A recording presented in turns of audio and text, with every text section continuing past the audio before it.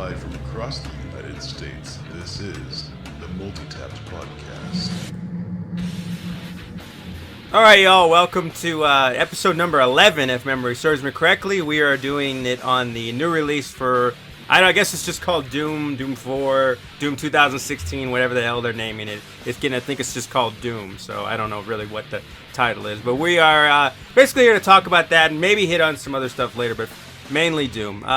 Starting from left to right here, we do have Mr. J. Dubious joining us, who does have the game and has played it through a little bit. And then we do have on his right, Rewind Mike, who has also played the game. Neither one of these gentlemen have finished it, but they definitely have enough game time in it to kind of talk about it. Whereas not a lot of other multi-tappers aren't PCs guys, so they haven't really got into actually downloading or on like Jay Hicks's side does not have the capabilities to play a game as intense as this. So, but we're gonna go ahead and we're gonna get into it because it's Doom, The first Doom, from 93, and now we're almost 25 years later, and now we're rolling with the, yet again, we're still talking about the damn game. So, basically just going to jump in and kind of give you all our thoughts on it, and go through some of the main categories, and then maybe talk about some other past Doom titles and how we feel it ranks up. And being I'm the only one who beat it, I may be the only one to give you an actual rating, but I'm sure these guys can kind of talk about it a little bit, you know what I mean? So I did, and just I wanted for the record, I want to let you all know, viewers, I spent a good portion of my off week when it came on Friday beating this game. So I do it for the fans. If you want me to talk about it, I may not be the most astute student when it comes to reading shit, but I will play a game if you tell me I gotta have it due. So just keep that in mind. So all right, so 21 hours in. 21. Yeah, I guess at this point it's been out maybe Friday, Saturday, Sunday, Monday, Tuesday, maybe like 6 days. So yep. We have definitely not been into it too long. So, but it's all good. Now there's 2 points to the game, and they're very, very, very different. One being the campaign, and one being the multiplayer. And they're, we'll talk about those as we get into them. I guess if I remember correctly, multiplayer really began in Doom 2. I think it did have multiplayer in Doom 1, but the first time it really got big was Doom 2 with dial-up and then different servers and shit like that. I think it was modded into Doom 1. Yeah, I think it was modded, not officially supported. I think that's what the scenario was on that. So, but yeah, Doom 2 is the one that really kind of had it built in, and it kind of went from there until all the other Dooms until we got to Doom 3. So, I am going to ask, since you probably already know how I feel about it, since I beat it already. I would like to know how well. Rewind Mike, how excited were you for Doom 4 to come out? What do you mean? Like, I was skeptical as hell when it was okay. announced. Well, how do you feel about the series? Some people have certain game series. Like, I'm a big StarCraft guy. So when StarCraft 2, when I heard it was coming out, like, I could not get enough information on it. So, like, was that Doom for you, like, the series? Or it just was kind of like, it's interesting, maybe I'll get it, maybe I won't type scenario? Well, I'm the type of guy I don't build myself up for anything. I'm just like, I'll see what it's like when it comes out, because we all know what it's like to hype something up. And then so much to the point that when you get your hands on it, if it's not exactly what you had imaged in your head, you're not going to be happy with it. So, like, I really didn't go in with any, like, sort of idea of what the hell they were going to do. But I tell you, when I started playing it, man, it was definitely, it definitely felt like a 3D Doom where you could actually look up and down without like hitting page up and page down.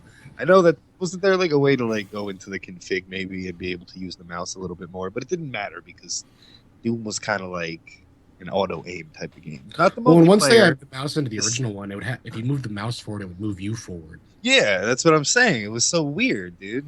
Yeah, it was definitely kind of different. Yeah. This one definitely matches that game's like speed though, like moving speed, like absolutely, almost to the T. So like, they've hit all the right nails on the head. They definitely brought in the modern a little bit with the leveling up of the guns, and I think I'm getting ahead of myself. Maybe, no, you're fine. I just want to know what your like expectations were for the game. When did you get it, by the way? Did you get it on release day or did you get it on Saturday, Sunday? I actually just like 2 days ago, Dubious shared his account with me so that I can play it. Okay. So I got you. I've been playing it through his account, kind of like whatever. You can share your. I got you. Anyway, and you guys are doing the swapping. As long as you all have been tested, you can swap all day long. It's all good. You know what I mean? So, Dubious, same question to you, sir. What do you think? Were you psyched about it? Were you really wanting to get it, or was it just kind of like a I'll pick it up, whenever I can type game? Yeah, I went in completely blind to it, and like I didn't even really like have any prior opinions or anything on it. Like I kind of liked Doom 3 when that came out back in the day, but it wasn't. I mean, I didn't finish it. It was okay. This is definitely a lot better. Um, yeah, I don't know. I wouldn't didn't really have too much hype for it prior Okay. to getting in. Okay, and we do to keep it fair. Some of these guys too are also enamored with the releases coming out next week, I believe, which is Overwatch, which is another one that's kind of coming out around the same time as Doom. And I've thought about getting into that game too, but I don't know enough about it. And some of those the maker of that game worries me a lot these days because I feel as though they're wanting my soul like the Illuminati or something because it never ends. But I don't know. But the commercials make it look cool, but I haven't actually seen gameplay or really even know how it's played, so I can't really, can't defend it one way or another. But yeah, I get it. That's something you're looking forward to, isn't it, Dubious 2 next week? Overwatch? Overwatch. No? Yeah, I mean, I played it a bit in the beta, and like I didn't get super into it, but I don't know. I buy a lot of new releases. I got you. So I'll probably get it. Dubious has a credit card and he gets drunk and he buys shit late at night. The Home Shopping Network, if they could sell video games, Dubious would have everything. You know what I mean? That's basically the moral of the story is you could go wrong with worse games than Doom. And by the way, just so you all know, we all three are playing this on PC. None of the other Multitapped members that I know of are getting this on PlayStation 4 or Xbox One, so I really couldn't tell you the experience there, how the graphics looks. I would love to get my hands on a copy to see how well the graphics look compared to PC versus that, but again, we have no frame of reference for that going forward. So I'm gonna say from the videos that I've seen, because there's been comparison videos out already, they pretty much look the same. I mean, it's not like the hardware on those systems is horrible. It just can't run at a proper frame. So like the visual look is all there, but it's like a butchered frame rate. yeah, Like we're playing at a fucking smooth 60 fucking frames and shit. I mean, again, I'm Well, not even. I'm not. Yeah, well, you may not be, but my fucking shit is like fucking butter, bro. Yeah, this is actually among the first games that's actually really given my video card a run for its money. Like, I'm running it at completely low settings, and I'm still getting a pretty choppy frame rate. And that's running on a Radeon 7770. wow. That didn't. Yeah. Resolution. Yeah. Actually, I tell you what, what was it? So speaking of that hardware, my graphics card has held up a lot better than my processor has. Not saying that there's a problem with it, but if I put it on the max settings, which I guess is ultra, I believe, both in the regular setting and advanced, I do get if you get enough demons, which you get in the later levels, I do get a little bit of frame tearing on it, a loss as well, but nothing significant. So I could kick it down to one below, and it still looks really, really good. So, but it's mainly, and what's nice is you can actually get I don't know how many games you get this in. I don't remember it being the other ones, but you can actually put the information in the game so you can see like what's dropping, like if you're dropping frames, if your CPU's not being able to push enough, or your graphics card. So it's in the advanced menus, which actually helps you. It helped me at least figure out like what setting would be best in certain scenarios, like I need to kick this down or not, or maybe that's the way the game was designed. So it was pretty nice, and it seemed to be the PC or the processor for me was really kind of the one that was stopping me from doing full max. But I was not surprised. My graphics card is really good, so I didn't really think I was. Yeah, you guys are both running 900s, right? Yeah, and I'm either 970 or 980. I want to say. See, the NVIDIA, the GeForce experience, based off of other people's configurations, it actually automatically sets the config for my game to based off of what other people have the game set to. Oh, really? So so it kind of like optimizes it for me, like right as I go in. Obviously, I still look through it and I'm like, oh, fuck this, I'm turning this up, and fuck you, I'm turning that up. And it still runs perfectly fine, but, I let it do it based off of that whole, I guess they do surveys, hidden surveys. No, it makes sense, but yeah, so it wasn't so bad. But it's funny, Doom 3 did the same thing. I remember when it came out, you had to have a pretty serious system to get it to run at full max, at least the way it was designed. Well, that came out right before Half-Life 2 and was like the standard in like the highest end video when that came out. Yeah, so I mean, it's definitely not as high as what Doom 3 was, but still pretty rough. So you got to have a pretty nice system to play this at the max settings on there, which is good, and it's worth it because the extra detail that you get cranking that stuff up makes it The look a lot lighting better. is so Yeah. beautiful, dude. Yeah, so Like, unfortunately Dubious can't see it with his 15 frames per second over there, but but lighting is, but like, it's all good. like when you walk into a dark hallway and like there's like little vents on the side with light coming through, and like you walk through it and like you see the vents like reflect onto your gun, and just like it just really it puts you into it. Yeah, I'm not seeing any Especially, of that. oh my god, their sound design is fucking beautiful. Is anybody else playing it in 5.1 or is it just me? I am. Dude, oh my god, like I know where everything is. Like if it's up, down, right behind me, whatever, dude. Their sound design is fucking perfect for it, dude. Yeah. Oh. Yeah, it's good stuff either way. So I mean, all right, so we'll just go into here. I know you guys haven't finished it, but so far Jay Dubious, what do you think of the story so far in the campaign? I think like I've gotten to the fourth stage, and I think it's pretty interesting the way that they almost portray the like Doom guy, whatever you want to call him, Doom guy, as like a demigod who's like been like risen from this crazy sarcophagus. Like Yeah. it's pretty like self-referential and just in a ridiculous like almost Saints Row like way that like it's pretty ridiculous because it doesn't take itself serious at all, but at the same time it just like funnels this like entire badassness to it Yes. that you don't really see in games outside of like the Saints Row series. I keep going back to that. Like it reminds me of that in so many ways in terms of like the way they deliver the plot and like the way the characters are portrayed.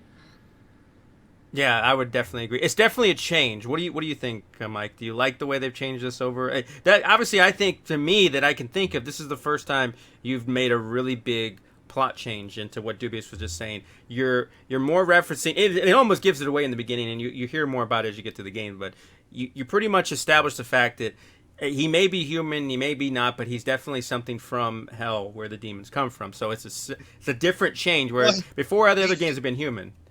He could have been from the planet. Seems like they might have found him on the planet. What do you mean? Which one? On Mars? On Mars, yeah. He's not. He's not. All right, thanks for that. Okay.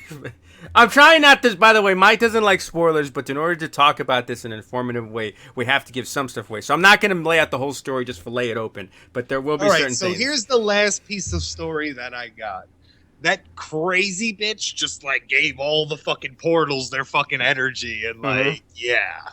I got you. We'll try not to. Mike, they were the game like I was standing there and like they were legit like 68% of the facility of staff members have been turned into fucking demons like legitimately, and they're like the other percentage have been either killed by them or like they're whatever still alive. Like there's a small percentage of them left alive basically, and like it. Even within those first couple of stages, it really sets the tone pretty well, I think. Yeah, definitely. But yeah, it's very quickly, right out of the box, let you know that this guy was... Oh, yeah. There's something suspect, something mysterious about it. Whereas all the other games, I mean, it basically, you're a Marine and you just happen to be there and you're caught in this situation and there you go. Interesting. For all we know, you could be that Marine. You could be that Marine. We don't, well... We know, but I won't get into it too much. But it is not. So you just got into it all the way. I'm not gonna tell you what that means though. There's a lot of story into what that means, and this will set up sequels and stuff. But I can tell you the end, but you don't know the path. Exactly. So so on my end of it is, I having played the whole story through. And, obviously there's, you learn more about him as you go. I don't know. I can't really, I don't know how I feel about which one is better. The original way they did it where you're just a Marine, or the new storyline they have with this character and himself. I'm not really certain which one I like more to me. And I guess he's taking his earphones off so that he can't hear it. What a cheese dick. I don't know. I don't really... I think what like Doobie said, like Saints Row type thing, it is cool. It does give him an extra element of in the game going forward for other storylines, especially if you know how the game ends. But I don't know. I think it takes it away a little bit for me. But I could see how it also could be a plus, because now, given the fact that he's not just human, straight human, it gives you a little bit more. little bit more liberty to go with some of the other like aspects that I've it always kind of been in a Doom game, where it's like, how is he able to survive killing all these motherfuckers, where everyone else around him clearly gets their asses handed to him. All You know right, what I so mean? in one word, yes or no, could we call this a reboot? You know, I Yes would or say no? this. Yes. Yes. Okay. So there's no ties besides like Easter eggs. There is no this is a, and that brings up a good Okay, point. okay. This is a reboot because, especially at the end of the game, I really honestly could not believe that was the end of the game when I got to it. I figured there was more It story. may not be. It's a cliffhanger, like a huge cliffhanger, probably bigger than any other Doom that I've ever played. Because It may not be. what do you mean it may not be? There may be, you know how they did the New Blood and the Old Blood. They may do something like that for this real quick, like right out the gate, just an expansion. I mean, I believe Huh. there is a season pass for the game too, and I'm pretty sure it's not going to be for multiplayer content. No, well, I mean, no, and I know what you're talking about. Doom 3 had the same thing, but Doom 3 still wrapped it up a little bit tight, and then you got into the, which I can't remember. Somebody in the chat might know. Doom 3 was like the rise of this, or back. I forget what it was called. The expansion that came out about a year after that actually had the continuation of the story. Oh Doom yeah, 3, the DLC no one played. Yeah, it was good. I just can't remember for the life of me what the hell it's called, but it may be that They too. officially added the flashlight onto your helmet. Yeah, you know, it's same thing too though. Like I was thinking, that's kind of a bitch. It kind of pulled like a Halo 2 on me, but you know, I don't know. It could be good as well too. They might be one of those scenarios like StarCraft 2 did, where they had expansions, which basically, you know, like they didn't do like StarCraft 3, 4, 5. They just did 2, this section, this section, this section. So They give you different pieces. yeah, because there's definitely some unresolved issues in the end of Doom, like hardcore unresolved. So that kind of drove me a little crazy, but you know, Yeah. Now I got this new game I'm playing, Salt and Sanctuary, and now I'm gonna go back to Doom right after this fucking podcast. Now, dude, you got to finish. I don't know why you didn't finish it, man. I think you should have just stayed up, man. I was writing and all that stuff, man. I'm trying to Uh-huh. get this video out. I Anyway. would have finished it, man, but that's okay. It's all good. It's all good. So, It's not going to put anywhere. exactly. So now another thing I want to talk about, big departure, and Rewind had just talked about it. I'm not sure if you can really talk too much about it, Dubious, because you haven't played it much and you probably weren't able to turn the graphics up to see it. But there is a big difference to me in the use of light and dark in this game versus Doom 3. And I think even Donovan talked about it a couple weeks when we were talking about the release of this game, where and you just mentioned it, the flashlight being a big part of Doom 3. Big part of Doom 3. There is no Pistol and flashlight. flashlight only. There was no other way to get a flashlight. Yeah. So there is no flashlight in this game, and No one would want to play that in 2016. Another flashlight I don't game. know about that. Well, they for the computer they had. Here's the thing they did for the computer. Sorry to cut you short, Jason. Okay. Hold on to what you're saying. They had a mod for the computer where it would actually give you a helmet with the flashlight duct taped to it, but it would muffle your sound, so you wouldn't be able to hear that great. So there were mods that did patch that for the computer, but I thought that was cool how instead of just adding it, they added in the extra, like, went as far as to make it so it was sort of muffled when you had the helmet on.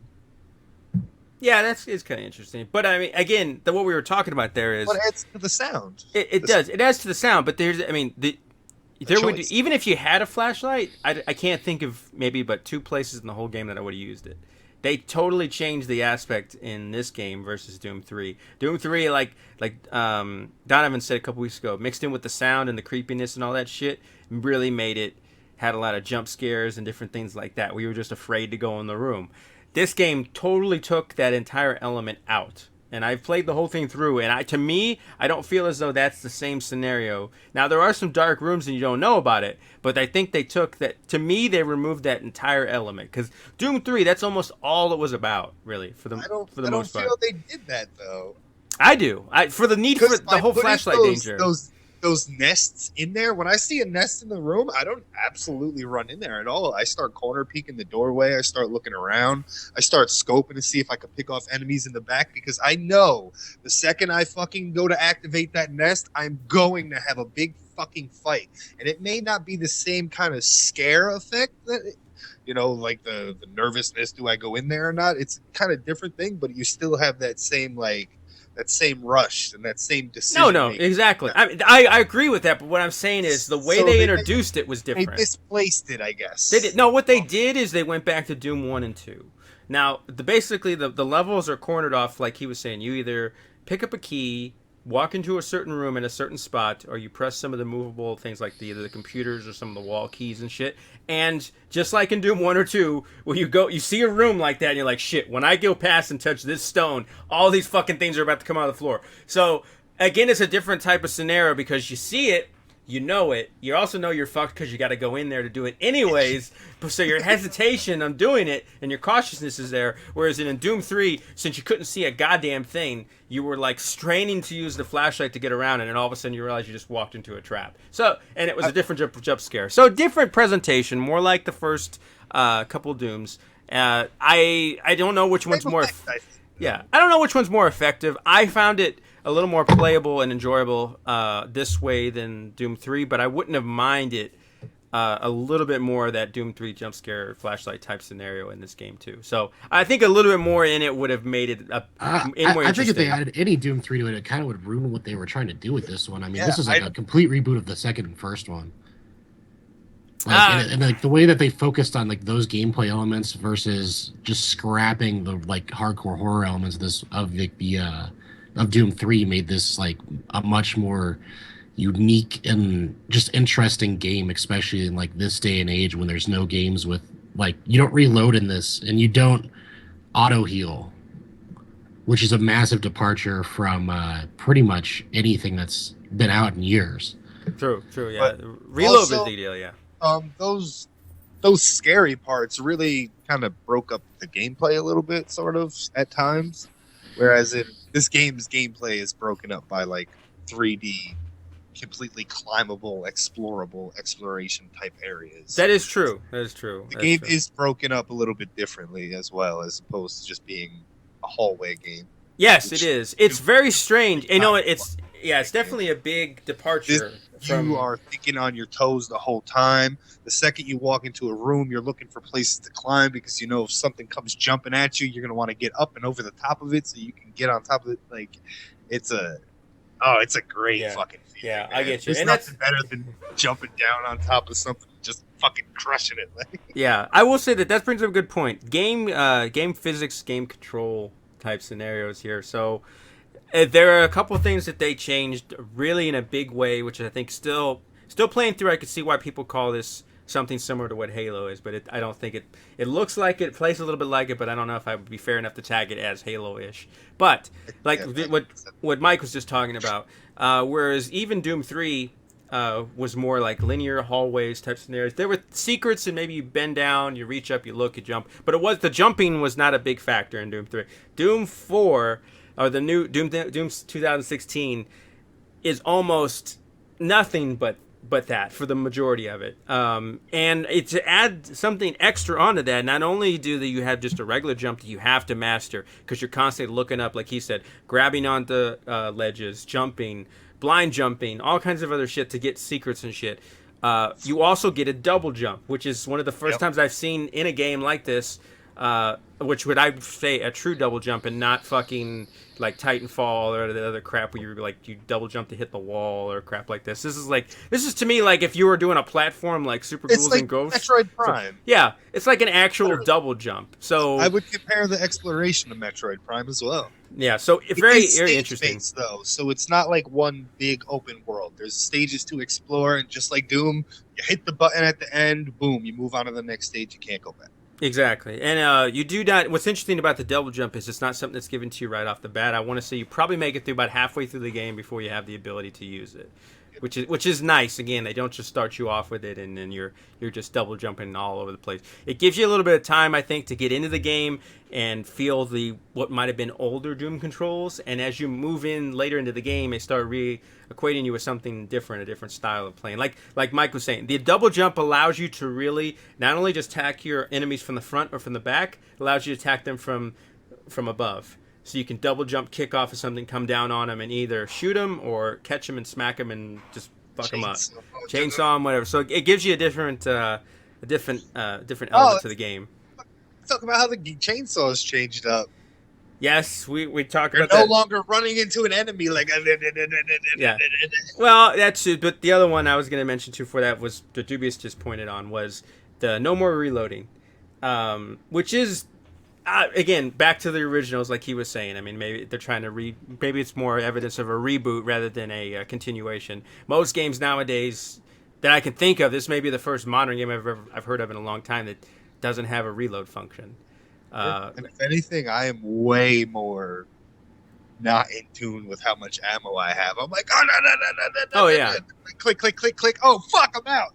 And I gotta switch real quick. So like, not having to reload and constantly checking your ammo when you do get that 2-second window when you're reloading to look at something else, that's kind of weird too, man. It is different. It makes you think in a different way. Like for instance, the and Doom 3, at least when the primary assault weapon, the machine gun. I felt like I was always constantly reloading the motherfucker. Now that you don't have to reload, it changes the strats on the other weapons that you can use, so you're not like constantly having to reload the damn thing. So, for instance, like that plasma cannon or plasma gun is so much more useful now that you don't have to reload it, like it was in Doom 1 or Doom 2. So that can almost be like your go-to weapon essentially on that end. So change it up completely. Now I will tell you again, you guys haven't been too long into the game. Very strange about Doom 4. I was really, maybe it was a holdover from the other Dooms, but I thought, I'm going to run out of ammo. Like, I got to conserve, I can't just be spraying all over the place and then thinking I'm going to get ammo down the line. There are very few places within the whole game that you are going to be actually totally out of ammo. Whereas like Doom 3 and even Doom 2, I could think of a lot of spaces where I was just like begging for some sort of pistol weapon, some sort of rocket, some sort of something. At the end, you start running low, but they always give you enough to keep going. So unless you're like a terrible fucking shot, you don't have a problem with it. I was about to say the chainsaw remedies that problem. Yeah, the chainsaw gives you the ammo dumps every time you kill someone with a chainsaw. Exactly, but every time you kill an enemy, depending on how you kill them and the way you kill them, you also do get ammo and you get health, which is another thing to help you out. Huh? Well, you only get health from glory kills. That's what I mean. I'm saying that the style in which you kill some enemies, that you can get those too. So it never feels like you're running completely out of ammo. At least even in the spaces where you're like at a 20-minute battle of nothing but cyber demons and all kinds of shit just coming at you. There was never a time where I was like on total empty and using either the chainsaw or the fucking pistol. And I want to make a confession too on this because I'm probably a dumbass. Okay, like I never used the chainsaw ever really in the first two. It was the second game. Even in the third, I wasn't a big fan of it. Once I got the chainsaw, and they do give it to you pretty early. For some reason, I had a lot of trouble trying to get my guns to switch, just for the way I was using an Xbox controller one. I was not using the keyboard. And even when I did use the keyboard, I remember cycling through, going, "Okay, well, I can't find the fucking saw, so whatever, I'll just go to the next one." So I actually went through the entire campaign and I never used the chainsaw once, mainly because I couldn't figure out how to get it and it wasn't that important to me. You have to hit C to pull it out. I understand that now. I get it. Once I figured, but it didn't matter. I didn't really need it, so it was kind of interesting. And then I never really used it up on the D-pad on the controller. I don't know. I just never. I found out how to use the BFG, and that was nice that it had its own assignable button on the Xbox One controller, which was nice. So that way you didn't have to worry about that. But yeah, I don't know. So what they're talking about the chainsaw, I can only guess about it. It looks to me just like a Gears of War type scenario and again, that's another element they've added in. Now you can, when they get either flashing or you can just beat them when you're meleeing them. You can do certain ways to kill them, smash them in the wall, smashing their heads, ripping them apart, whatever it happens to may be. And what's nice is too, most of the time when you do that, you will get some sort of extra health or ammo. And it's also cooler too. It helps you save on just using your weapons to kill them. So, but the other side of that too, if you let them, I guess in that stun scenario too long, they will come back, and that can be a problem, especially with some of the bigger bitches like the cyber demons, because you don't want them to let them get back up and coming back at you.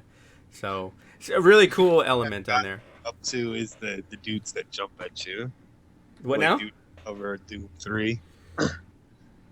Oh, yeah. Yeah, I just started fighting them, man. They are fucking annoying. I guess you have to have 2 gas to chop them with the chainsaw.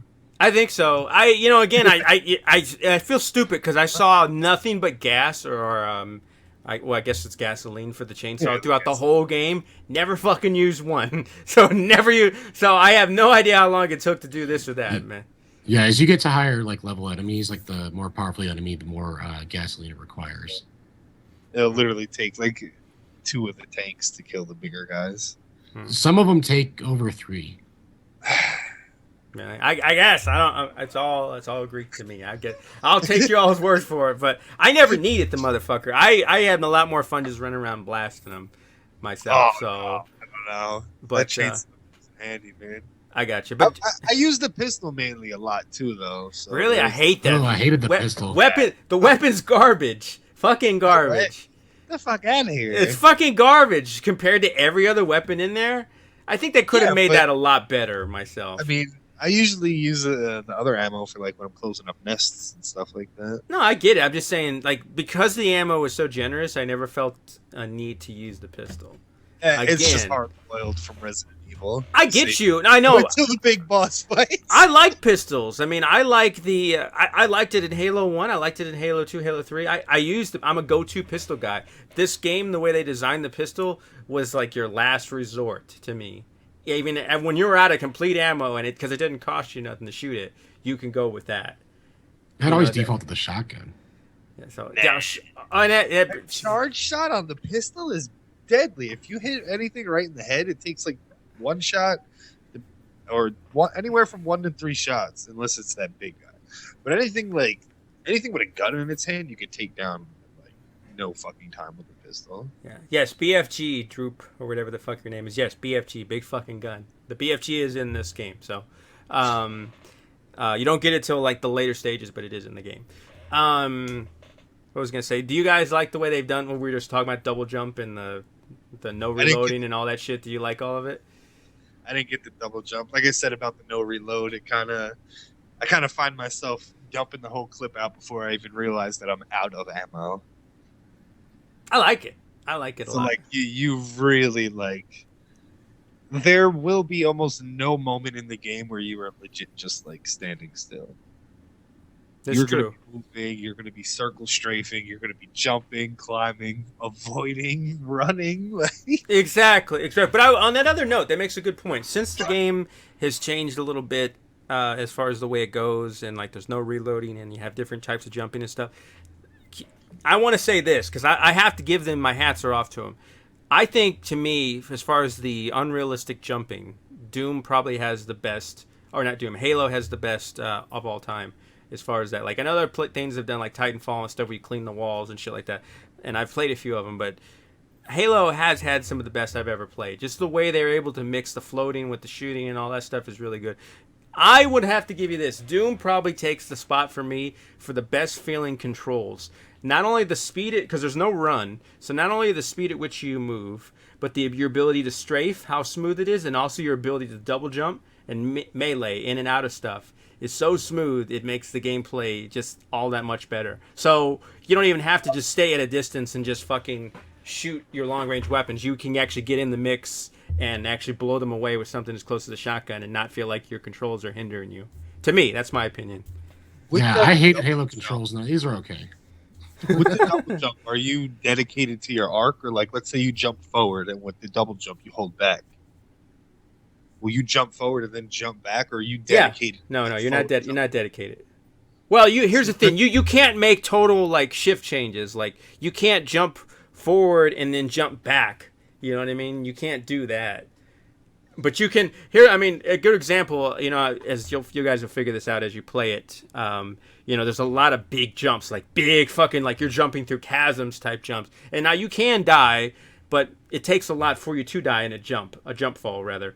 But what you can do, which is like you see in a lot of other double jump games, you make a big jump leap, you're automatically going to hit the platform, but you can soften the jump by hitting your other double jump, and then it stops you, and then you go back down. So, and that also allows you to kind of change directions as well. It doesn't let you change any direction you want to go to, but you can kind of move around. Again, it reminds me a lot of Super Ghouls and Ghosts, the way that double jump worked on there, as far as the flexibility of how you use it.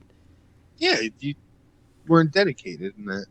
Yeah, you weren't dead, but I mean, you made it sound like you could jump like forward and then back. You can't jump like that. You can't I mean, do like, that not kind of back stuff. to the spot that you just jumped. I know, but I from. mean, you can't go forward and then go backward and then jump to hit a ledge like that you just jumped off of and we're going back to. You can change directions left or right a little bit, but you can't necessarily just go straight back. All right. I mean, it's still a really good jump mechanic on there. No, I'm I'm just clearing it up so that you could get it out more, and maybe I can understand it before I get there and start planning shit out. Yeah, it's pretty badass. I was really excited. I didn't know that they were doing a double jump mechanic in there, so I was really kind of surprised when I got it, and I was like, oh, it's probably going to suck. And then I started playing it, and I was like, wow, this is actually really, really useful. Especially when it's you're there from the jumping. start in multiplayer. Oh, yeah. It's there. But yeah, I mean, in the game, though. Yeah. But also in the game, too, they took out a lot of the other things you can do. It's super cheesy, but I really like the fact that when you jump from like a really high like falling area, whatever, it's like, oh, you hit the ground. It's like, what do they say? It's like jump compensator at the bottom or impact compensator or something like that. And they never explain to you in games why when you fall from a high fucking height, you don't take damage. So like, They did in Portal. oh well, yeah, because the legs that she has, Yeah. the springs and stuff. That's what I'm saying. Though there's very few games that will actually explain to you why it is you're not taking damage. So it helps with the whole like submersion. Because when you hit the ground, there's actually like it gives you the feeling of like impact. The screen shakes, your character becomes distorted. Yep. Shit, crosshair even shakes a little bit and stuff like that. Like when Mhm. you walk into rooms or there's like eruptions and stuff like that, your crosshair is like shaking and shit. Like your whole HUD is moving around and like it's just it really brings you into the game. And the music. You're getting ahead of it. Take it easy. He's creaming over. He's creaming over there. Jesus Christ. Also, I guess one more thing I can think about at the moment is the grabbing for the ledges. I'm pretty certain it was not in Doom 3. Much bigger deal in this game than it is in any past Doom games. I thought it was going to be kind of crappy. I have played some games where they had that and it wasn't thought out real well. But there's a lot, and not in the early stages, in the later stages, there are a lot of scenarios where you look at it and you're like, fuck, I don't know if I can clear that with my double jump. And you barely clear the motherfucker, and what you basically have to do is get it just close enough where you can grab the ledge. So there are some extremely big jumps. Like extremely big jumps. So not very finicky. So but it works well. That was actually one of the issues I think I have with this is there's an awful lot of platforming. Yeah. And I don't know if I really like that. No, I like it. I really like it. I don't know. I kind of dislike it. Like the level layouts I dislike, and I also really dislike how much platforming's in it. That's It is what I was different. talking about before. It gives you a good like forward thinking kind of thought pattern because you're always thinking like 2-3 steps ahead of yourself. You're like, you walk into a room and it's like you're not just looking in front of you. You're like inspecting the whole room to look for ledges. And That's true. a box to jump on top of to get yourself out of fucking cover or out of fire or something like that. Yeah. Like, No, I agree. Yeah. Has you thinking like. But there's like some pretty straight up platformy parts too, where there's no enemies. You're just going vertically the whole way, and like they'll have you like jump up, and then there'll be a ledge like behind you but above you, so you have to jump like that. And like a lot of times those jumps just don't feel as good as they could, I guess. Like it feels like everything's just too far away, so like you end up missing it a lot of times. Or like a lot of times, like I like was like looking at it, and I'm just like, where do I jump now? Exactly. See, for me, the only problem I was having It's was poopy. It smells like butthole.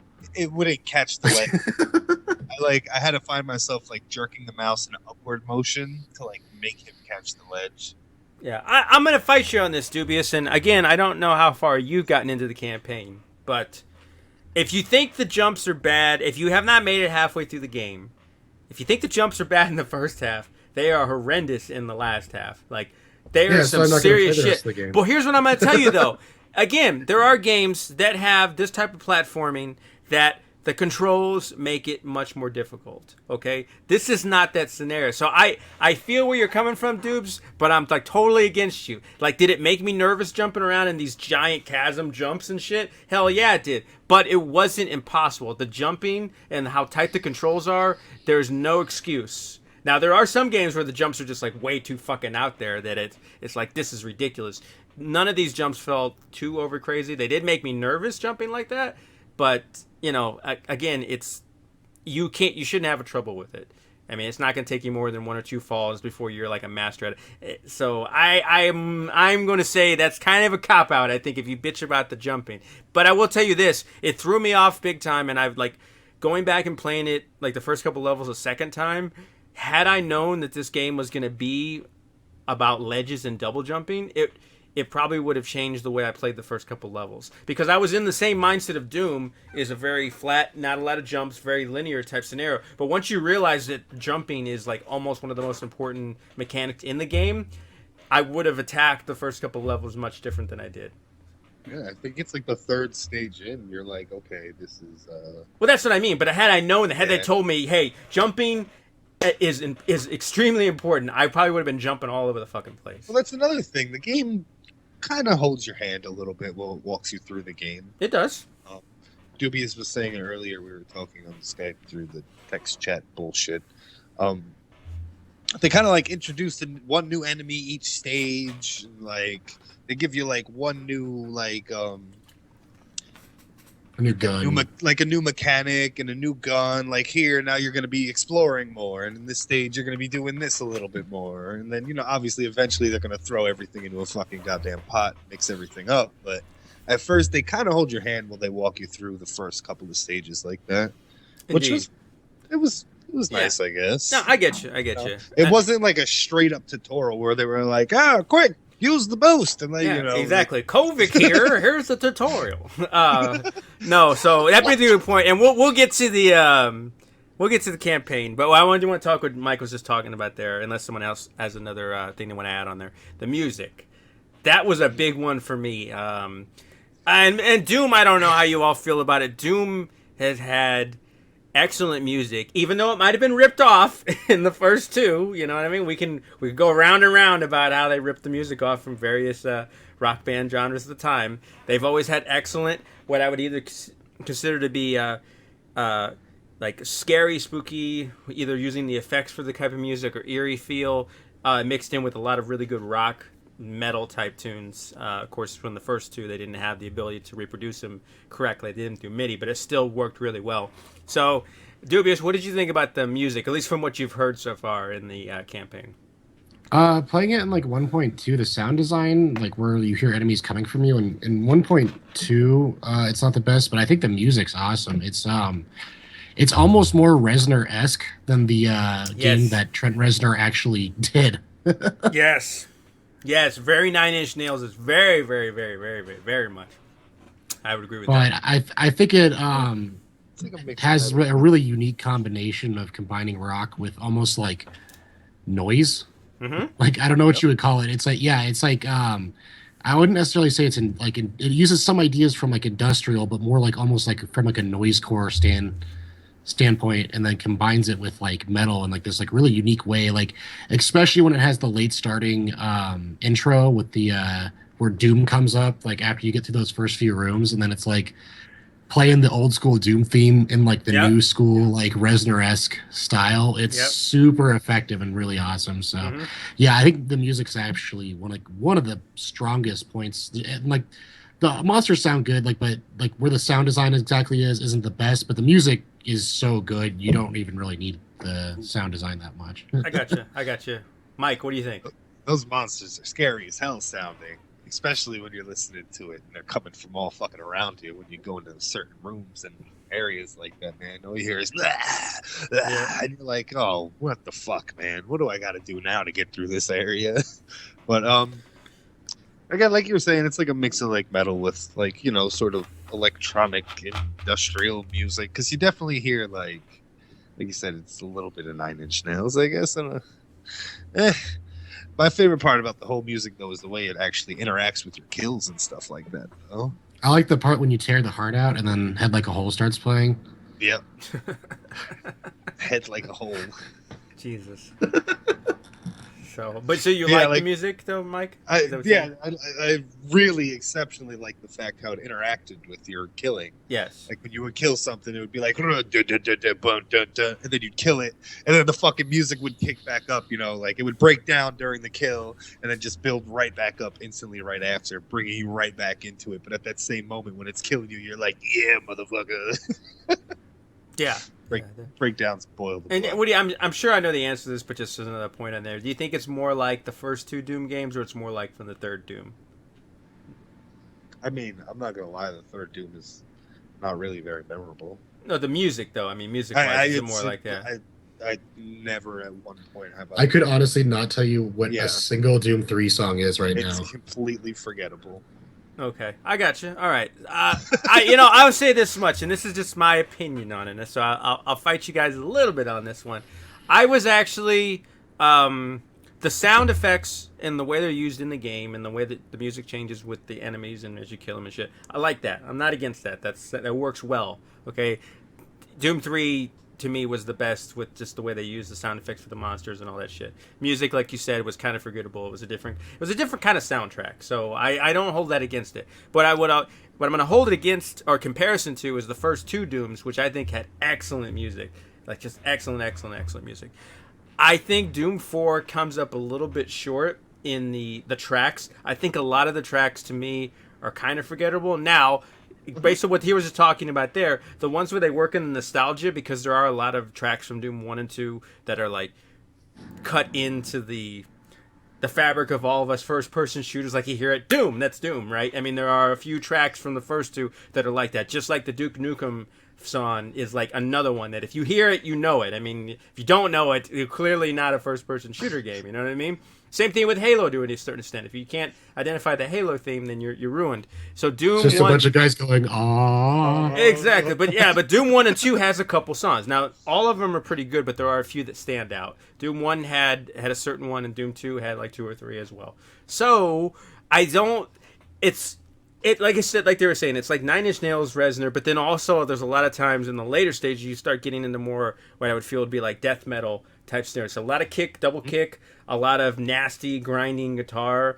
I mean, I'm not saying it's bad, but I would have liked to have gotten a few more memorable tunes that I can point to in the game that didn't harken back to something original, like taking some of the first theme, or taking the themes from 1 and 2 and kind of putting a little spin on them. I would have liked to have had just one or two that were really like, yes, this is Doom 4. That's the song from Doom 4. The rest of them are just really kind of generic heavy metal, kick some shit, And I'm sure Jarrett would love that because he'd get in the mosh pit and kick the shit out of people. But a lot of them weren't memorable. That was my only complaint on there. I'd agree that the soundtrack is definitely a lot less melodic when compared to like the original Doom soundtrack, which is like extremely melodic and like of that generation of metal. But this Doom seems to have more of like an environmental feel to the music rather than being like a more melodic feel. So like it's not going to get stuck in your head, but it also fits the what you're doing almost perfectly. I feel like it does. I agree. It is definitely forgettable though. Yeah, this new one. But like you said, for the moment that you're playing that fucking game, you are into that track just as much as you are everything else that's going on. Yeah, like you said, different for you, different for me. I love the fucking music, man. It is heavy and it is grindy and it is just—it's good. It beautiful. It fits. For me personally, as a Doom fan, I just want that just one song that's like that's Doom 4, but that's fine. At least it's not hip hop, guys. It's not hip hop or anything like that. They came out the White Stripes. Although I do like the White Stripes, it wouldn't fit Doom. No, it wouldn't fit. They really they fucking killed it with the way they did in the music. So and I was thinking the other day something that I was trying to remember where I heard that sound or that kind of style of music, and the closest thing I can think of to right now in a new game that has come out recently is the theme from Fulgore from Killer Instinct. If you've ever heard that or played that stage. That's a lot how the way they mix the guitars and the bass and the industrial mix. Has a lot of that hard double kick. And then when they do use like synth strings or voices, that's kind of the way they use it. So that's a good example of what you're going to hear throughout the game in Doom 4 if you've ever played Killer Instinct and played on that level. So that's the best thing that I can compare it to that would be new within the last couple of years at least. So it's good. I would have liked to have it a little better. Maybe we'll get there eventually. But again, the sound design for the demons and all the environmental noises and the guns are all spot on. I mean, it couldn't be any better. But the music a little better. But I get maybe they didn't want to do it. They didn't want to overshadow, put too much shit into it. So, but maybe one day I'll get another good Doom type theme thing that I can get in there. As we move on down the line. So I did like how when you picked up all the little bobbleheads, it plays like a kind of staticky version of the old Doom theme. Yes. There's actually, going forward through the game, there's always little bitty Easter egg type things that kind of keep you knowing that you're playing. It has some history to the older Doom. So I guess we'll get into the power-up system is weird. The level-up system and stuff. It is weird, and that's another thing that I think has not been introduced. And we'll move on to that before we get on to the big one. Because I almost kind of forgot it. It's definitely like most shooters nowadays. I mean, everyone's kind of moved to that model. Halo, Call of Duty, Titanfall, all of them. This is the first time I think I've ever seen it fully fleshed out in Doom. I will say this. I was nervous because a lot of times in these type of games, when you start earning your points and you go in and you try to I'm going to upgrade my jump or agility or upgrade my weapon speed or how many weapons I can carry or ammo, it kind of feels like rushed, so it's shitty. This one actually feels fairly tight. Now, I will say that they're extremely generous with there, so there's at no point where you're not going to get usually to the end of the level and not be able to upgrade every fucking single thing. But they do add a little things here and there so that if you do want to get the final stage of the upgrades, you usually have to do something else. So, for instance, the point you get challenges and stuff. And so there's two types. There's the your person type upgrades. So like I was saying, I believe one of them is like dexterity. One of them is like armor or rechargeability. And the scanner one that lets you locate items. Scanner alerts. Yeah. They're so weird though. There's like 4 or 5. Yeah. To me, a lot of them seem kind of useless. Yeah. Now those I will say those are a little bit. They do come into play a little bit more, but they are kind of useless. The suit ones, so to speak. Even most of the weapon power ups themselves are fucking dope. Like the secondaries on the weapons, but they're like for your weapons, you can get secondaries for them. And you can level those up as well. I think each gun has 2 secondaries. Yep. And you can level those up. And I think they have pretty extensive trees for each of the guns. I'm not going to lie. There's like 4 different power-ups that you can go throughout for each of the secondaries. So it's really kind of deep. But again, aside from that first option, most of the things, I'm like... I don't even really want to level this stuff up. I mean, I will because it's not like there's another option or something I can build towards to level up later that I'm going to need the points. But, man. Yeah, the suit ones are kind of weird. I dumped every one and was able to upgrade the suits completely. So there's not one of those things where you got to make hard decisions and it changes later down the line. But the gun ones, like Mike was just saying, the gun upgrades are awesome. That, makes all the world of difference. So for instance, like the shotgun, the combat shotgun, not the double-barreled, the options, as soon as you can do the explosion shot, that's a game changer. That is that may be what makes the shotgun. If it wasn't already one of your go-to weapons in the campaign, it definitely becomes your go-to weapon once you have that. And what's cool about the guns, and he was just mentioning, you can get points, and every time you go up a level, it costs more points. You got to be judicious in where you spend them throughout the game. But at the very end, to get the final level up for every weapon, you have to complete some sort of challenge, in-game challenge. So some of them may be like the shotgun. I think when it was hit 5 imps directly and kill them with the explosion shot, which is tough.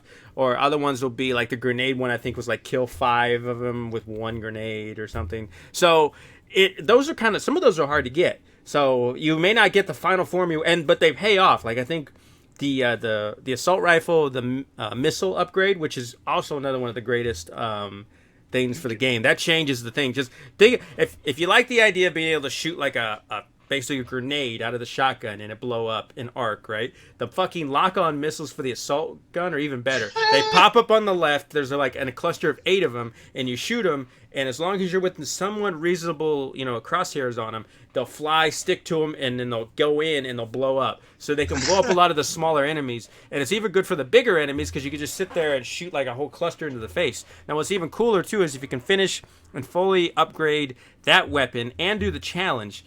There's a cooldown period for pretty much all these power-ups. There will not be a cooldown period for the missiles. So towards the end of the game, you'll be sitting there having that thing fully loaded, just spraying fucking missiles like every fucking where and blowing the living shit out of everything on the screen. Makes it awesome. But again, you got to earn it.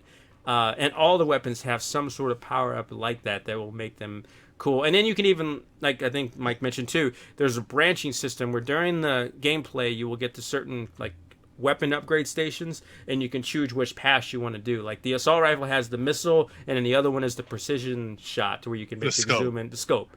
Yeah. So you can go either way, but obviously you want to do the missile. The scope is beast, man. I mean, the scope is good, but the missiles are better.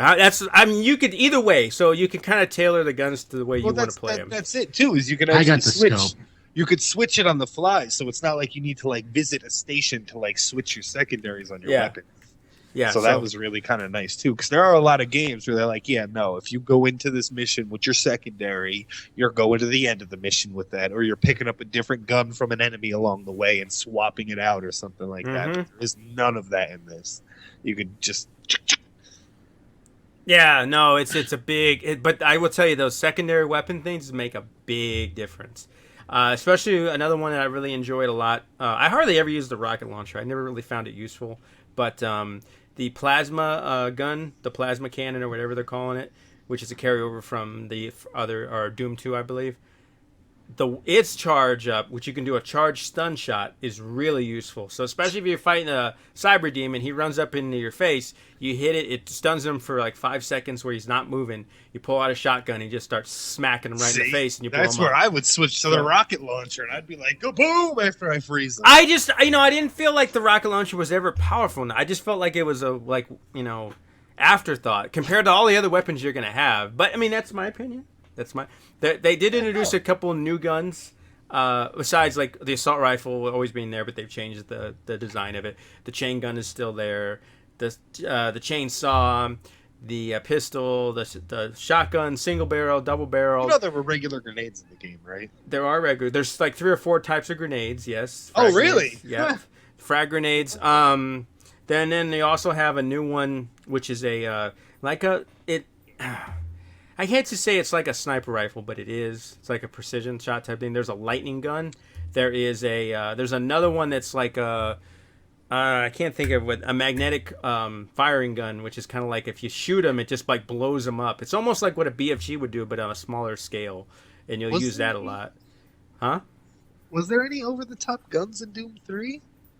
No, they were all pretty reasonable. Now, they did have one thing that they don't have in this, which was the Soul Cube, which made things very interesting, and was kind of like the BFG replacement in that game. We don't have that sort of scenario going on here. It was a cool function, though, the fact you could kill them, and then the more demons you kill, the more it would power them up, and then you could use the Soul Cube. So that was pretty slick. But yeah, they don't have that in there. And then, of course, the BFG, which someone mentioned. Yes, I don't know what Popka was saying was more like a grenade or a clear-all attack. It's not. I don't know who told you that. They're a goddamn liar. The BFG is the exact same way it was in the first 2 Dooms. So, and I don't even think BFG was in the first one, I don't think. But exactly the same scenario. You hit them directly on. You do the most damage. You go, if they're in a room, though, you fire it and you hit the floor, it will kill everyone around them, just not the same strength as if you hit them directly. So, and again, it's like a 3 or 4 shot scenario, so it's not like you can just have like 10 or 15 stored in there and take out the level. But it looks a lot different, like hugely different. It doesn't look like it has in previous games, but it's definitely there. I never really found a lot of places to use it until like the main bosses, like the big fucking bosses that have shit tons of energy. Yeah. But I mean, that's probably the way it should be. Huh? So, I mean, because you only get 3 or 4 shots and you very rarely see ammo for the motherfuckers, so you just can't be going around just clearing stuff. It's with the chainsaw. Well, you just got to type sword. IDKFA and get more ammo. Exactly, IDKFA. Or I forget what the clipping one was where you could go through the walls. Too. IDQD was invincibility. Yeah, so... But yeah, that was... yeah, it... Again, the BFG's there, so it's not a crappy weapon. It's pretty... You can power it up or you can quick shot it. I mean, it's whatever you want to do. Whatever your prerogative is. Sucks, guys. Yes, the whole game sucks. So, did I forget anything in Rewind? Or can we move on to the campaign? I may have skipped over one more aspect of it. I know this is a jerk fest for Doom, but that's the fucking title. It's called the Doom Podcast, motherfucker. Yeah, it's a Doom Podcast. Sorry. I don't know. I don't think so. I mean, the key cards are weird to find. They're not exactly pointed out or anything like that. Yeah, but that's just like Doom 2 and 1. There were a lot of times where you couldn't find him and you'd be like frustrated as all hell. So, the map is really cool looking when you actually pop it open. It legit. I don't know if you've played Metroid Prime, but it legit reminds me of like Metroid Prime. Yeah, like, I have. It shows you all the different levels and like it's a very detailed map. So, Doobs was saying earlier he got lost. How the fuck did you get lost? Well, I'm gonna be with him on this one. There is one section that I got lost in, and I've only maybe looked at the map twice, but looking at the map did not help me. I cannot remember for the life of me how I missed it, but it was just one of those things you got to jump up, and I didn't see it because I'm not looking at the ceiling as much. More of that awesome platforming. Yeah, but again, the map didn't help me one way or another. It was not a factor in being lost. The map is good. The map is good. Where every power up was. If you walk past it, it will show you where it is on the map. Yeah, no, that's reasonable. I'm just saying, like, as far as like showing you where you need to go next or where you need to double back to, it was not helpful. Well, in some parts you have true. like multiple checkpoints, though. That's another. It highlights the map. Like the map is originally gray, and as you walk through areas, it'll light up blue to let you know where you've been and where you haven't been. Yeah, but in the map parts where I needed them, it didn't have the map where like the next section, like my unexplored. It might show me it, but it didn't show me how to get there. Like this is where you have to jump up next. So that was a little frustrating. But I mean, it's fine. That's how most games are. So I wasn't like too broken up about it. But I never really used the map. Like I legitimately, there was one spot where I got lost, and it was probably like a sixth of the way through the game. And that was about it. Keys are annoying sometimes, man. It's like, I didn't know there was a dead body laying there and I had to search it. My bad. I've actually had no issues finding the keys, but I have had issues getting lost, especially on, I think it's level 4, level 5, the one that I'm stuck on. I got like the blue key and the yellow key, and I can see where I've been and where I haven't, but I cannot for the life of me figure out where. Like every time I go to like one of the areas that has gray behind the door, I can't open the door, so I don't know where the hell I'm supposed to go. I know, right? What you're talking about too, because I just got through all that. Jesus, yeah. I mean, again, though, it's not bad. It's not terrible. I think it's level 4, the one with like the reactor cores you got to shut down. Yep. Mm-hmm. Yeah, I'm pretty stuck on that one, and it's really making me not want to keep playing. Did you kill all the nests? All 4 nests? There's There's like 4 nests. You need to so? you need to clear all 4 of them, and then you can. I definitely killed 3 of them. 3 of them. Because you need. It even says when you walk into the main part where you walk across that big bridge right in the start area, it's like X amount of the room is still contaminated. It's still so you need to kill so you need to kill all the demons for the computer to allow it to open up the door. And then it opens the Yeah, otherwise it's just doing like I don't know. Maybe I'll try it. Maybe I'll try it level. Yeah, Dubious, you need to beat this game, Dubious. I know you can do it. Sure. It is a little bit frustrating. There are times of frustration, and it does remind me of Doom 2, but I liked it. Huh? That's another thing, is I'm playing on the hardest difficulty that the game would allow me to. Mm-hmm. And there are some times where I walk into a room and I die, but that's only because there was like 30 things in the room. Here's what I'm going to say about that. Okay, there's only when you start out, there's three levels of difficulty. There's more. You just can't get them until you unlock them. Played it on the medium one. I didn't want to take forever, so I didn't want to put it on the top one, just in the event that it was really super hard. Didn't really have a problem with it. Again, like Mike was saying, there's a few parts where I died. I really didn't start dying a lot until I got to to where maybe I only had a third of the game left. Because the first 2/3 of it are pretty easy. I don't think you should be dying especially if you're used to games like this. So you shouldn't be getting your ass kicked. So I really didn't think about. I really didn't think about the level or the difficulty settings. But I will tell you, having beaten it and gone back and played the other two that are unlockable once you beat it, which is Nightmare and Ultra Nightmare. Ultra Nightmare is hilarious because even Benny would say it was not meant to be played like that. Because Ultra Nightmare essentially is you get one death and you stop. So it's almost like doing a. They have it in fighting games. Hardcore run. Hardcore. So like your character's dead and that's it. Yeah, exactly. So obviously you're not going to be getting very far into the motherfucker. But it is interesting because it's like they kill you almost instantaneously, and then you feel really bad about yourself that you made it like 30 seconds and you're dead. I heard that as you die, every time you die, the game leaves like a gravestone where you died previously. It does, and it shows other people online, so you can see where other people died playing it, which is pretty cool. So, like as you make it further, you may see one, and it says so and so. It might say like Rewind Mike died here. Okay, well, I'm getting past Rewind. It's pretty cool. It's not really meant to be played. I mean, I'm sure someone will like get really, really far into it, dude, but somebody will get through that with like fucking pistol only or some shit. But it's. I will tell you the difficulty. With the Guitar Hero guitar, like yeah, the guitar or the difficulty on that is like seriously fucked dude, up. If you could beat Doom with the Guitar Hero guitar, I commend you, dude. First of all, somebody beat fucking Dark Souls with a Guitar Hero guitar. What? Yes, it's on YouTube. Somebody beat Dark Souls with a Guitar Hero. That's pretty rad.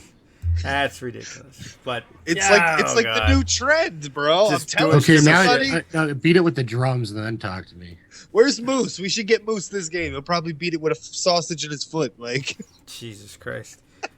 But yeah. So that was oh well. It is what it is. What don't play this game with Guitar Hero thing. Don't do it. But yeah, the difficulty. The difficulty is interesting. I don't think it was quite as difficult as I thought it was going to be. But the upper once you get the Nightmare and the other one, I mean that's like the real deal.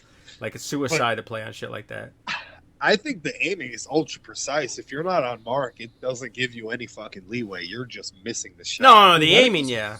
Hey, what's up, Moose? He said someone beat Dark Souls with the drums as well. Holy fuck. So fucking weak. Dude, that's weak. Why would you want to even attempt to do that though? If you can make that game look that fucking easy, that's just ridiculous. Bro. I think it's just ridiculous to even put. I think it's ridiculous to put the time into that. That's Dark Souls is like NES Castlevania hard, bro. It's like that.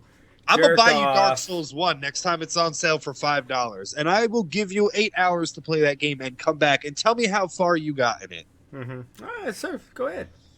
I got it. I got this bitch by the balls. All right, I ain't even worried about it. You think you do? I do, motherfucker. I do. I ain't even worried about it.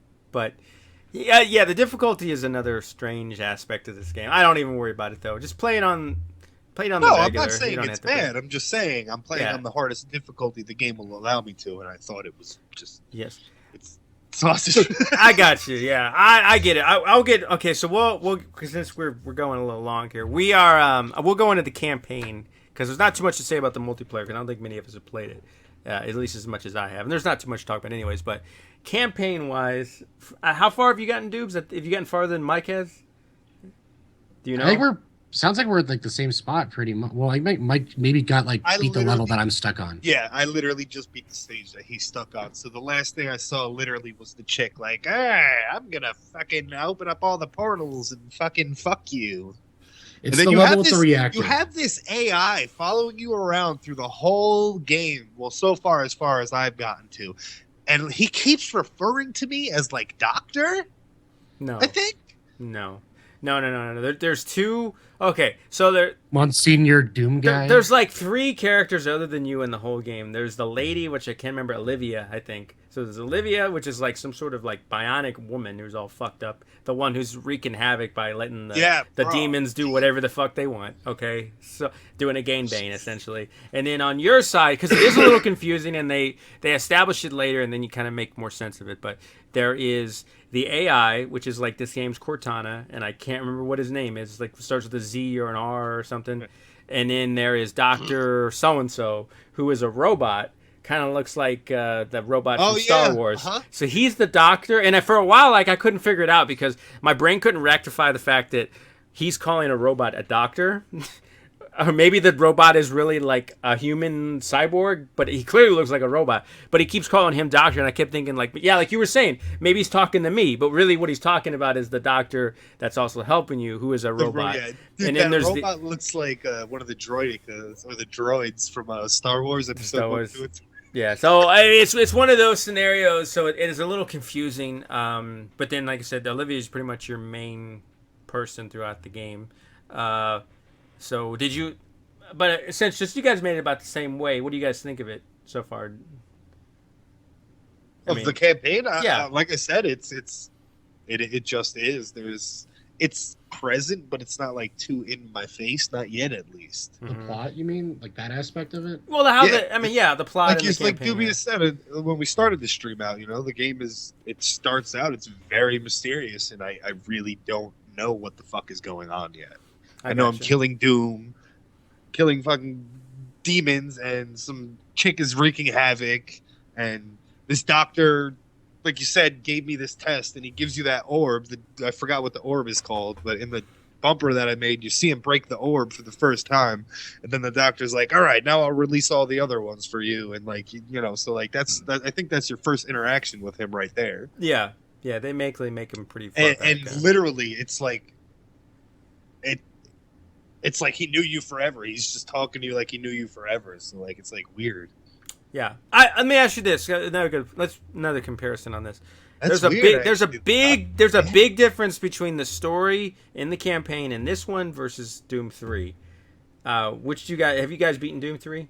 Hopefully, no. Yeah. Which 30 seconds in hell. Like, okay. Well, let me ask you this: which one do you like better so far? This one, obviously, Doom 3 takes itself too seriously.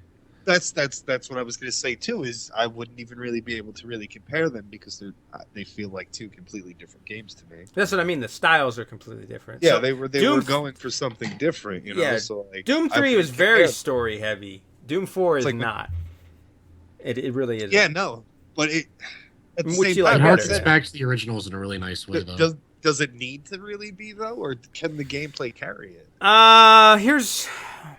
That's a tough one, but I get what you're talking about. Here's what I'm gonna say on that: the first 2/3 of the game, to me, for the gameplay and you killing demons, is kind of lame.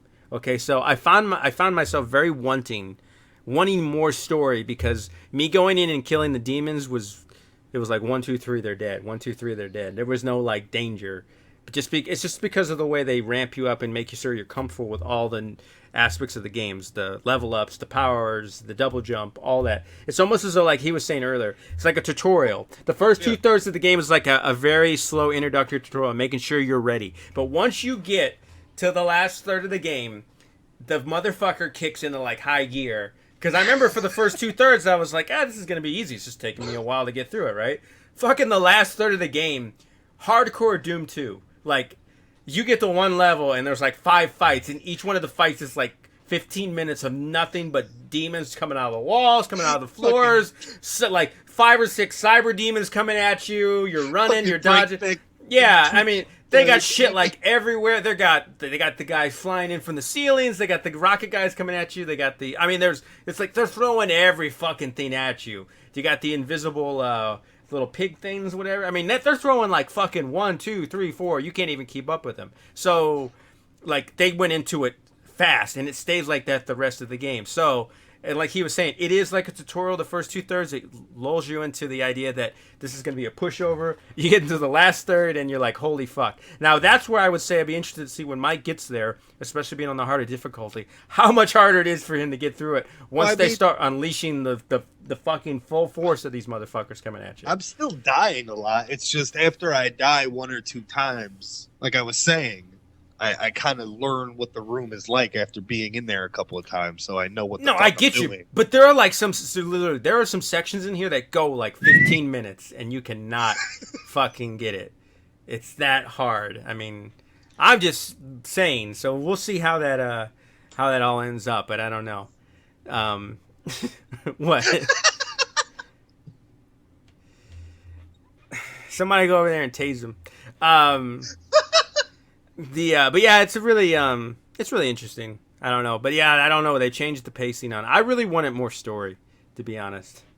I didn't want it to be so slow, and then the fact that there's really not a lot of story, just I don't know, it kind of ruined the gameplay for me a little bit. Maybe I wanted a little bit more, but yeah, kind of a bummer. They don't really explain a lot either. The two characters you start interacting with kind of like go as quickly as they're made available to you. So I don't know. So Wait. we'll see. 2 characters? Well, the two characters that you interact with, not the main villain. The doctor and Zedge or Zeb or whatever the fuck. All right. I thought you were able to play as somebody else. No, I'm just saying, like, you would think, like, as you get into the story more, maybe they tell you more, but they really don't. And they really don't even know a lot themselves. It's almost like I don't know, it was like, I would have liked a little bit more story. I know Doom 3 is story heavy, like, you can sit there for hours and just listen to the PDA entries and all that shit like that. Yeah. Kind of like Resident Evil. But oh yeah, I forgot the cracking of the lockers and stuff like that. I actually like that. Yeah, but this game has none of that, and the story again, I just would have liked a little bit more. But I will still. You just made me nostalgic for Doom 3. Nobody can do that. No, exactly. But no, what you were just saying, though, Mike, is the first 2/3 with a lack of story makes it feel a little bit slow. But once you get to the end, and then you realize that like you don't need the story, you just want to get in there and blow shit up. That's when you're like golden. Street Fighter 5. Do you really need a story to enjoy great gameplay? If they want to charge full price for it, yes. Now here we go. Let's not get on that motherfucker. But yeah, the story, and I hate dancing around this, but Mike's such a little baby. He won't let me talk about the story campaign. Unless you want to take your headphones off. Okay, take your fucking headphones off. You could put a little thing in the chat to let me know when I'm done. Guys, spoiler alert. He's about to spoil it for you. Yes, I'm about to spoil. And I don't care, so I'll hang out. Exactly. Who gives a fuck? Spoilers are in the age of the internet. Spoilers are everywhere. Snape kills Dumbledore. Exactly. Exactly. It's over. Take your shit off, man. I just have it lowered. Okay, so here we go. So nostalgia as it gets better. Pretty much all the enemies come back. Cyber demons, stuff like that. There's two main boss battles at the end. They do these like really weird ass rock looking motherfuckers. They look like they're from Galaxy Quest that you have to defeat when you get out of hell, which is kind of annoying. It's cool. Their patterns are pretty easy. You have to face like you beat 1 and then 2 come out, so they do kind of fuck you on that a little bit. But it is pretty nice to have that break up. The final boss, which is Olivia, they basically turn her into a demon, and I was really kind of excited because I knew they were gonna like, what's the final boss gonna be? You know what I mean? Is it gonna be like they did in Doom 3, where they did like the real cyber demon, whatever they call them, or are they gonna do something else? The final one, they turn Olivia into the Spider Mine, and that bitch it's not the little ones, it's the huge ones. So, and you have to fucking fire everything you got. You're just unloading clip after clip after clip into that bitch, and it's pretty good. It's not impossible, but it definitely makes for a pretty tough battle. And I think the way they kill her in the end, once you get her on the ground to where she's flashing, you basically run up, stick the BFG in the bitch's mouth, fire it just right there, and it blows like a huge hole right through the center of her brain. So it was really cool to see the Spider Mine there at the very end. I thought that was really fitting to end the game, better than doing like a bigger cyber demon, and I thought like they did in Doom 3. So and then again too, at the end of the campaign, since Mike still got his fucking shit off because he's a little baby, you'll find out later, like we were talking earlier, the Doom character is really like their prophesized like anti-hell Doom type creator, kind of like, I don't know if he was like the devil. Jesus. Yeah, essentially. And not only is that, and that's why his tomb was in hell, and actually Olivia was against bringing you back to Mars. It was actually the doctor who wanted you to bring you back to Mars, and he did that. And actually, you find out later, he used you as a failsafe to make sure that if anything wrong happened, like what Olivia was trying to do, that you would be able to stop it. So he's actually the one coercing you to push through and kill Olivia. And essentially, once you beat the game, he pulls you back, tells you, "Hey, you did my bidding, bitch. Now I'm sending you away because I can't get rid of you." So I mean, and it really leads into a what's going to happen next type scenario. And what's interesting too is they talk about whoever you are, is kind of like a Fifth Element type character. So essentially, like they talk about there have been previous versions of you, like even guys with like swords and look like old knights and shit that had your symbol, who were essentially like Hexen. Yeah, so we're essentially like of the days of old, that like the Doom killers or whatever they called them. That the one thing that the demons feared most of all were you, and this is just a different. You're just like the new modern version where there's centuries ago there was another versions of it. So it's actually pretty cool. Widens the storyline like way big because now you're talking about a whole nother scenario. Both you could probably do prequels and sequels. The Doom multiverse. Yeah, and actually you see some of them, like some of the ghosts of the past ones in the game too. So it's pretty cool. The story, it's a little bit of a departure for the story for me, but I mean, it's not bad. And if someone wants to tell Rewind Mike that he can come back now, he can. He can come back. But yeah, still interesting twists and turns. Really nice to see those enemies back, though. I think it deserving of the final boss. They were very much so. So, are you back, Mike? Good. Okay. Man, you missed the part about the men's shower club. Yeah, man. Yeah, man. You missed it. You missed it all. But yeah. So we won't. That's it. We won't do any more spoilers for Mike, even though he should have beat it. He should have beat it. He should have had it done by now. But Dude, I haven't even had it for that long. I had it for like a day and a half. No excuse. So just saying. So I don't know if I have anything more to say about Doom. I think I've spent like every piece of energy I have. Does anyone have anything to wrap up? I know you guys didn't beat it, but I didn't know if you had any other final things you wanted to address. Nah, I felt I squeezed it all out. The level design's confusing. I didn't know if I was going to beat it, but I might go back. You might Especially now knowing that there's multiple heart things that I have to kill in the area that I'm at. We'll see. Indeed. I don't know. It's like Metroid Prime, straight up. I didn't like Metroid Prime. Oh. It's not bad. It's not a bad game. But let me ask you this, Dubes. Will you dedicate enough time to beat the game, or you think if you get stuck again, you're just going to give up? We'll have to see how stuck I get. I mean, everything can be beaten. There's no like true stuck anymore. So like, I mean, I think you could do it. Don't get me wrong. I'm just saying, are you going to be willing enough to put in enough time to actually finish it? Yeah, I mean, I don't feel like it's a difficulty thing because I haven't really had any issues with difficulty at all. It's just hitting dead ends really is annoying. I gotcha. Okay, well, I know, Mike, I'm pretty sure you're going to beat it, right? You're going to finish the campaign. Whether it's today or 2 weeks from now, you'll have it done. It'll be with it. So that's good. That's good. I encourage all of y'all who have the ability to play it on console or PC. It's definitely an excellent game. Let me rephrase. It might be beaten within the first week, depending on if I keep binge watching fucking Prison Break. Oh, that's a good use of your time. Play fucking Doom, man. Stop watching that shit. So, bro, fuck you. No, man. Fucking play Doom. Damn, dude. I'm telling you, that's just. You gotta finish Doom, man. I want to see what you think of the story. I can actually fucking talk to you about it without you running away or taking your headphones off, like you don't want to know what's going on, man. So you gotta finish it. Then we can play some multiplayer. I don't even want to talk about the multiplayer just because none of us have really played a lot of it. I think Dubious was the first time was with me. I think just a little while. No, I played it a whole bunch the other day. I don't Yeah. really dig it. I think the multiplayer is actually a pretty bad part of the game. Yeah, I like it just for the senses it's Doom, but I definitely feel it's tacked on. So there's really not too much to say about it. It's Well, like an the afterthought. gunplay doesn't feel exactly like. I mean, it works for the campaign, but like the classes it starts you out with in multiplayer aren't like none of them are really all that great. Like the sniper is no good.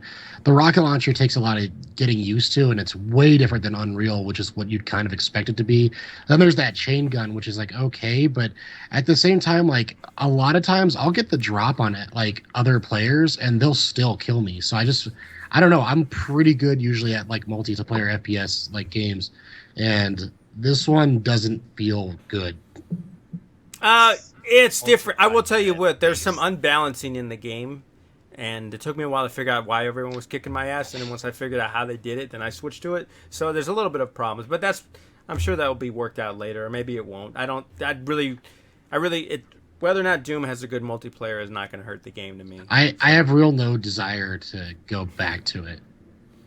Fair enough. I might try the campaign again, but unless like someone I know is like playing that multiplayer, I'm not like dying to go out and play that. I'd be more likely to go play some more like Titanfall or something that's like actually fun.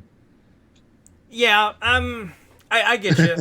And again, this doesn't take anything away from the game. Like, it's just to me, it's an add-on. So I don't really have a lot to like. This isn't Doom. When Doom 5 came out, if the Doom 5 multiplayer had been shit, I would be giving it a lot harder time than I would be. Than Doom. Doom so. 5 multiplayer? Or Halo 5, sorry. If Halo 5 had a bad multiplaer, I would have given it a lot harder. Well, it does. All the Halo games have bad multiplayer. Halo games are bad. Fuck you. You know I'm hosting the call right now, right? So, yeah, fuck you with that, dude. Halo 5 is bad. I might not be Halo ideal, but... Halo 5 is a return to Halo 3's fucking great multiplayer. Exactly. I'm saying it's not... I like it. There's something I didn't like a lot about it, but it's a good multiplayer. I'm just saying, had they made a Doom with a bad multiplayer, it would have killed the game, whereas it's not so much for Doom. I think it's because they have a bad multiplayer to make anything against the game. It's not going to be one of those professional multiplayers. No, it's fun. It's better than Turok. Halo 3 multiplayer was not bad. It's for Turok, better than Turok was on the 360. So it's better than that multiplayer. So, but we're not saying much on that. So we don't have to give the multiplayer too much thought in there. Now, in wrapping up, since I'm done talking about Doom, I've said that's too much. Just like an hour and a half of Doom is too much for me. Dubious wanted me got to make a good point a couple weeks ago about the podcast to try to interject something of current topics into the podcast just to separate it. And I'm going to give it, I want to say it was either Alex or Lucius or somebody. I happened to read it in the chat like about 30 minutes before we went on the broadcast. About something to do with and I love talking about these bitches, and that's what they are, bitches, because they're just fucking ridiculous, and it gets worse every single goddamn time I hear it. Was a response, the feminist response to the AVGN on Ghostbusters. So now I've seen the Ghostbusters thing. I think came out yesterday or was it Monday? Dubious, do you remember when he put that on Cinemassacre? Was it Monday or Tuesday? It wasn't very long ago. That was like 2 days ago. Okay, so probably Monday. Okay, I watched it. How he talked about, he wasn't going to watch the movie. Did it very professionally. Didn't like sit there and bitch it out and say, "Fuck it, I'm never going to go see it. It's a bad movie." Blah blah blah. Right? And then he had this whole thing. I guess I was reading in the chat earlier about Peyton Oswald, which I really could care less about. That's whatever, right? But there was another video that they linked. Yeah, well, Patton Oswalt basically tweeted out saying that James Rolfe sounded stuffed up. Like he had, his sinuses were stuffed up. Oh, that's nice. It was very, very well worded. Exactly. Me. So that didn't bother me. But the whole thing at the video that was linked in there about the feminist thing, and they read the story about everyone dogging this fucking thing because it got so many thumbs down and all this because there are women in there. Normally I don't like to go into this shit, but I'd love to know how you guys feel about it, but it completely fucking blows my mind. Why the fuck are we still addressing this stupid bullshit with these fucking cunts? And that's what they are. I don't get it.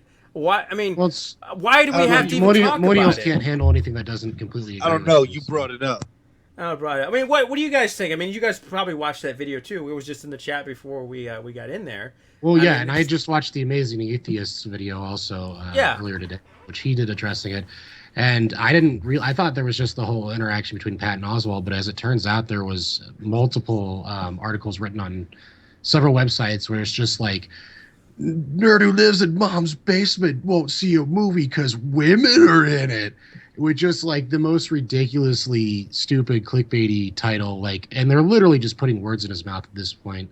It's ridiculous. I mean, there's not much else to say. It's just stupid social justice warriors doing what they do.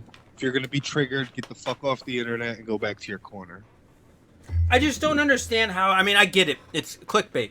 But how do we get, and some people take it seriously, how did we get to this? What does it have? And the atheist scene, like you were talking about, I watched a little bit of that too. And what point does this have to do with anything about there being women? I don't even think he really mentioned it too much, or even pointed on the fact that there were women in there. He basically just said he didn't like the fact that they didn't have the older crew giving it over to the newer one, which might have been a better transition, and now it's more like a straight reboot. Like he said, if it was handed down to them. Exactly. Or something like that, but it's a complete reboot of everything. As a matter of fact, they're in it, but they don't play the roles that they played in the original series, I guess we're calling it now. Yeah, that's what I just don't. I mean, he made good points. He never said it was anything about women, and all of a sudden they gravitate to that shit. Just really, really pisses me off. I don't even like addressing things like this and giving them the time of day. But that just really pisses It's me just, off. I mean, it's just the social justice outrage culture that's developed these days with millennials. They all want to be pissed off about something. I mean, you see on the news, there's like on college campuses, one of the teachers was berating some kid with dreads because had a quote unquote African haircut, and that was offensive to her. And it's like, really, the sword you're going to die on is a haircut? Dude, I don't even like. That's perfect, dude. I don't know. So, I it's mean, just ridiculous. I mean, we could get really into like where third wave feminism and the social justice movements are coming from, but I mean, if you really want to get into that, I would just recommend anyone listening or watching right now to check out the YouTube channel Sargon of Akkad and listen to some of his ideas, because he has some really great ideas regarding third wave feminism and social justice issues. And I think we could just leave it at that. Yeah, we probably could. I just want to say I think it's unfucking believable. Unbelievable. If it's not the race card, it's the feminist cards, then I don't know how many more cards you're going to pull out of your ass. I'm just so fucking tired of talking about it. It just makes me sick. I just don't see why it even needed to be addressed. Or even the fact that somebody addressing it had That's just your privilege talking, Mike. Yeah. You need to go check. You need to go check your privilege. I'll go check my privilege. Sorry, Son I got of a it. bitch. But yeah, I can't do it anymore. I can't. If one more fucking thing. I can't wait for the day when Multitapped gets hit for some shit like that. I'm gonna laugh, man. I can't wait for it. Bring it. I don't give a fuck, man. God, these stupid cunts, man. I hate using the word, but they are dumb. I don't know what else they want to accomplish, and they got nothing left. It's totally. Well, I mean, the end goal of the regressive left is basically to censor everyone and pretty much burn down the First Amendment at this point. Is what the way it's going. That's exactly what they're trying to do. So you censor free speech. Cool. And you know. These people's opinions don't agree with mine, so I need the government to come and censor them. That's exactly what we need to have happen in 2016. Because it's 2016. When did we get so soft? I'm sure. I don't know, man. And I'm sure it happened along.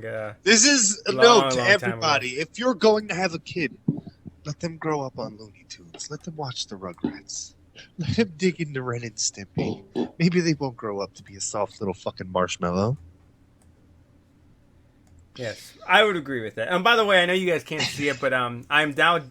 We should probably do. I'm gonna look at this with Dubious. I'm kind of Bro, with him I on can this. see it perfectly. We're gonna call this the dick moment of the podcast, where we talk about something ridiculous that's on the internet. That's what we'll do. Current events, stupid shit. This was the Ghostbusters. I know Dubious probably can't see it, but I got the two pictures of Benny up there. One with his where he's got the big dick getting the zapper pushed in his ass, and then one where he looks crazy. No high school one? No high school. No, this is good enough. We're just gonna call this the dick part of the podcast, where we talk about some sort of unreasonable, ridiculous part of whatever socially is going on at the time. So now this is another dick moment. Dick moment. Yes, we're gonna. I'll make a little thing. We'll do that in the coming weeks. So, oh well. But all right. Well, we're gonna wrap this one up.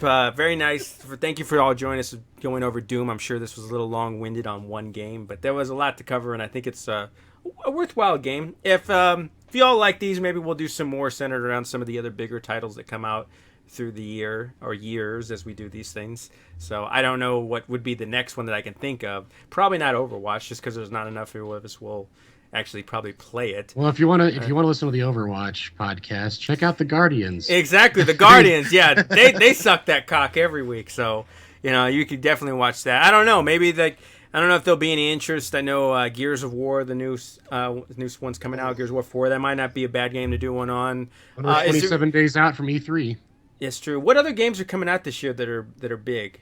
Does anybody know? Got the new Teenage Mutant Ninja Turtles game coming out this week, I believe. Persona 5. When's Persona 5 coming out? Maybe next year. It's coming out in Japan in the fall, but they haven't announced. Oh, they can't do it. It's not coming out this year. Fuck. There's got to be something else. There's a new Star Ocean game coming out in June. That don't impress me. They got much. a new Teenage Mutant Ninja Turtle game that's supposed to be coming out. It's supposed to be really good. What is it? Downloadable only? What is it? No, I think it's coming out on disc and downloadable. I hadn't heard about that. $40 Is title. that by who? It's supposed to actually be good. Go look it up, man. You got Okay. go JFGI, bro. Jesus Christ. All right, well, maybe we'll do... The point is, maybe we'll do some more on some of the other games that are coming out as they do. Something big like We Doom. could do something like that What? at the end of the month would be cool. Yeah, we'll look. We'll see Maybe- what the schedule's going to have. We could put votes up on Twitter, guys. Yes, votes on Twitter, social justice. So we'll see what ends up happening with that. But we're gonna call it for this one. We'll go around just to tell everybody and see where you can see him. Mr. J Dubious, would you like to give us some information about your shit there, man? Yep. So I run a channel on YouTube called Dubious Gaming Online. I actually released a new video just a couple hours ago, which is a review of Spot, the video game on the NES. And I also have a Twitch page here on Twitch, which you can watch me live stream when I do, which isn't that often anymore. So, yep, that's about it for me. Hey, there's just curiosity. Spot, I know it was also on Genesis. Are they different or are they the same? Yeah. That was Cool Spot, and also Spot oh. that goes to Hollywood that came out on Genesis. Spot, What are you talking about then? The NES/Game Boy one, which is like a board game. It was also released on DOS, Amiga, Oh, okay, and totally different then. Amstrad. Yeah, Okay, I didn't know. What's it stand for? Is that just it's not SPOT? It's No, it Spot? Yep, is it's still just a Spot. POT. It's the character from Cool Spot, but it's Oh, just- okay. It's just not that game. It's like Star Wars chess for Sega CD. It's like same shit. Yeah. I got. Okay. All right. I got you. It's kind of like Othello. I didn't realize that. Okay. Well, that helps to know. I didn't realize they had that for the NES. So Yeah. I'll have to Honestly, look into most that. days that game is actually used just to fake repros. Well, whatever works. So all right. Wah. I know that's real sad. All right, Rewind Mike, give us your shit, man. I am Rewind Mike, and I do things on YouTube under that same name too. I don't know. I review games and I talk about games and I make random videos where I yell at my computer for a little bit, stuff like that. I've got this couple videos I've been working on. I got this really big project that I've been kind of hunkering down and kind of trying to piece together because I have a lot of moving parts on it, and it's kind of hard to build a machine right now when some of the parts are missing. If anybody's watching who's carrying one of those parts, Exactly. That's you, Sanchez, you motherfucker.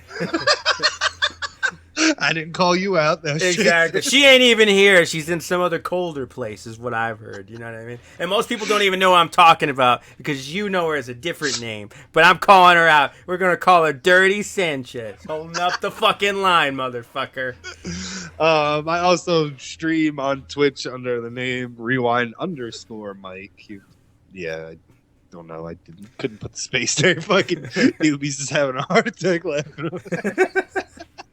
He had to mute his microphone. So, yes, but I will attest to that the project that Rewind Mike is working on, I think is going to be huge. I didn't realize it was as big as it was until he asked me to be a part of it, and then he told me what he was actually doing, and then I'm like, wow, that's a huge project. I'm really interested to see it, although, again, it could be a while. It might be Christmas time by the time we get some parts from other people, but, I would like to see that very soon, hopefully before fall sets in, if possible. And I know it's not your fault, Mike. I know you could do it rather quickly. It's fine. So, you know what I mean? But it's Honestly, not fine to me. The more time, the better. Honestly. And Russian Attack is a bad game. Oh, Lord. So I'm definitely looking big. forward to that. Yeah, go to Mike's channel because I'm pretty sure it's going to be released there. And it will have a lot of really good YouTubers. So definitely want that to get as many views as possible. And then on my end, of course, I'm always on the Arthur X Jason channel where I do various shows. I don't have anything really lined up. I've been shooting a lot of other stuff for other people and being involved with the challenges. So I really don't know what you're going to see next from me on that particular channel or even the Multitapped channel just because I'm busy with stuff. Only other thing I would like to spotlight for the for Multitapped, we did again, like I talked about last week, we did go ahead and launch the challenge for next month, which will be the Gremlins 2, which I've been getting a lot of feedback from the new batch, the new members, which Mario Mike is one of those, who we're going to have a pretty good participation on that, and I'm looking forward to seeing how well you guys do with that, because I think Gremlins 2 is an excellent game. If you don't have it, you should get it before it gets even more expensive than it is. So I'm really looking forward to seeing you all play the game. Seeing who's going to take it down. I don't think anyone has a real super advantage, But and we definitely got some Rainers in there and some just like casual players. So it'll be really good to see how that goes down. And again, we and Benny will also be doing a side JVD type thing on Gremlins 2 as well that will probably follow after that when it comes out. What about Killer Instinct? Killer Instinct is still coming out. I do have to work on that video. As I've said before, I don't know if any of you all are still in here, but I do promise victory over Rewind Mike. He will lose. I've given him a little bit of a reprieve by not doing this challenge a couple of weeks ago because I was busy. But now I can 110% focus, and he will go down. And I still want Mr. Dubious here to be the referee. I don't know how we're going to do it. Maybe we'll do he'll be like the main Twitch stream that will go out for both of us live as we do it. in Arlington, Texas. Exactly. Oh, you know what? He's been, and that brings up a good point. We are scheduling a big event in Arlington this year in October for Retropalooza. And, I hadn't thought about it. That's a good idea, Dubious. We should do the Killer Instinct thing there because I know I'm going. Now, Rihanna Mike always bitches about stuff, and I don't think he has the balls to make me, right next to him on the console so I can really rub it in and beat him. That would be a good test at it right there. I think. I'm with you, dude. I like where Dubious is there, where his thinking is there. He can get the luchador mask and everything. It can be all live.